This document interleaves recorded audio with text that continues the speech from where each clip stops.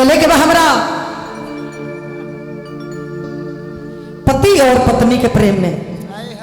रोगौले रनिहा हम दर्शाए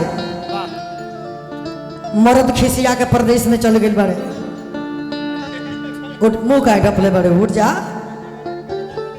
अब पत्नी कैसे मोबाइल पर कॉल करके अपना पति के मनावत तारी का तरीके राजा जी रौरा हमरा से रुस जाए ई हम होखे ना दे आ हम रउआ से रुस जाई कबो होखबे ना करी। मर्द कितनो खिसियाई रहस त मेहरारू के लगे अपना ताकत होला कि मर्द के मना सकती है। हाँ भाई लेकिन मेहरारू खिसिया जाओ तो कुछ टाइम खाती पति देव लो तनी भरम जाई सब कैसे कहे के बाद आरे तभी दिया बिलखी के रोवेले आरे बिदिया बिलखी के रोवेले अरे हाई पाली मनावता तो घरे आ जा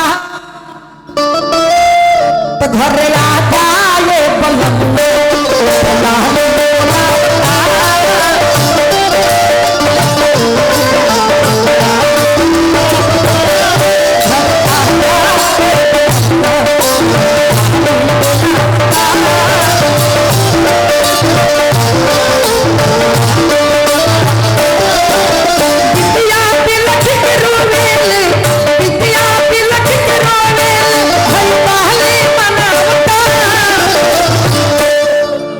सोना